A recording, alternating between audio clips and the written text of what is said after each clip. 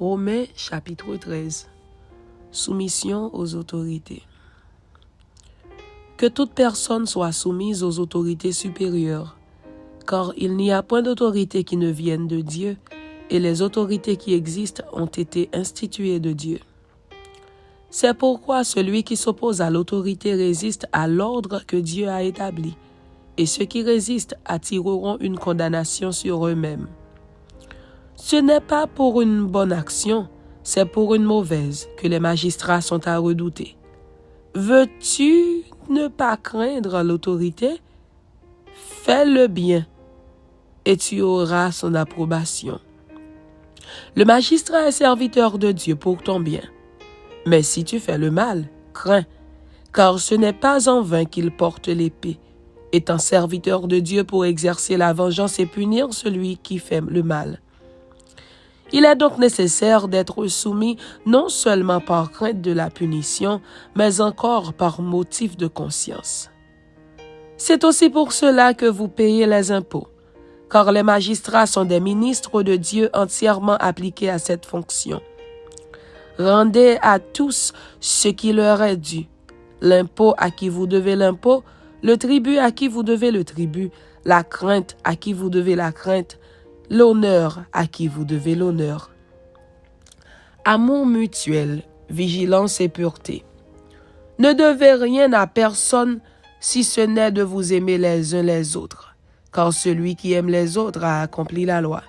En effet, les commandements, tu ne commettras point d'adultère, tu ne tueras point, tu ne déroberas point, tu ne convoiteras point, et ce qu'il peut encore y avoir se résume dans cette parole: tu aimeras ton prochain comme toi-même. L'amour ne fait point de mal au prochain. L'amour est donc l'accomplissement de la loi. Cela importe d'autant plus que vous savez en quel temps nous sommes. C'est l'heure de vous réveiller, enfin du sommeil, car maintenant le salut est plus près de nous que lorsque nous avons cru. La nuit est avancée, le jour approche.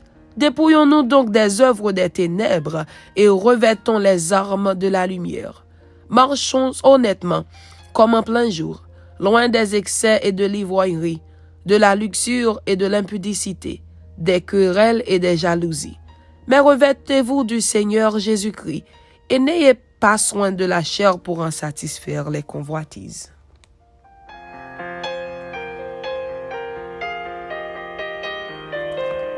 Romains chapitre 14. Précepte de tolérance. Faites accueil à celui qui est faible dans la foi et ne discutez pas sur les opinions.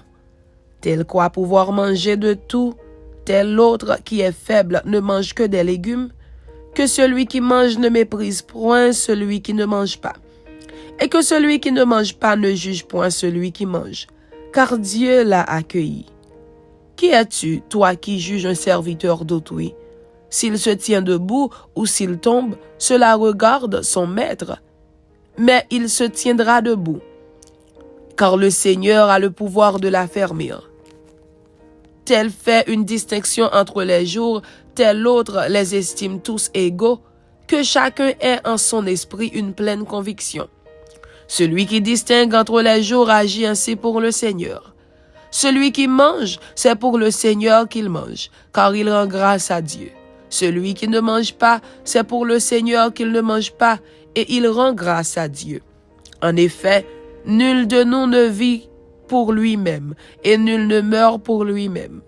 Car si nous vivons pour le Seigneur, et si nous mourons pour le Seigneur. Soit donc que nous vivions, soit que nous mourions, nous sommes au Seigneur. Car Christ est mort, et il a vécu, afin de dominer sur les morts et sur les vivants. Mais toi, pourquoi juges-tu ton frère? Ou toi, pourquoi méprises-tu ton frère?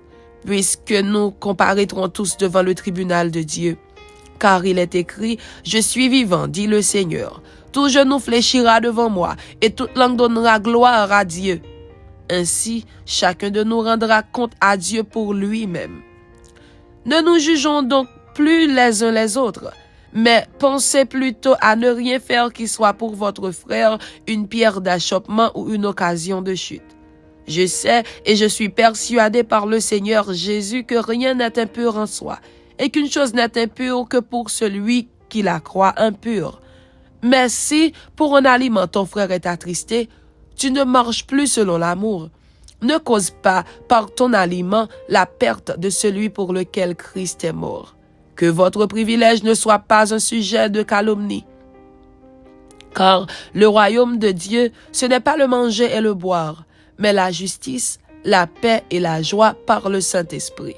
Celui qui sert Christ de cette manière est agréable à Dieu et approuvé des hommes. Ainsi donc, recherchons ce qui contribue à la paix et à l'édification mutuelle. Pour un aliment, ne détruis pas l'œuvre de Dieu. À la vérité, toutes choses sont pures, mais il est mal à l'homme, quand il mange, de devenir une pierre d'achoppement. Il est bien de ne pas manger de viande, de ne pas boire de vin, et de s'abstenir de ce qui peut être pour ton frère une occasion de chute, de scandale ou de faiblesse. Cette foi que tu as, garde-la pour toi devant Dieu. Heureux celui qui ne se condamne pas lui-même dans ce qu'il approuve. Mais celui qui a des doutes au sujet de ce qu'il mange est condamné, parce qu'il n'agit pas par conviction. Tout ce qui n'est pas le produit d'une conviction est péché. Amen. C'était Romains chapitre 13 et Romains chapitre 14. Que Dieu vous bénisse. Amen.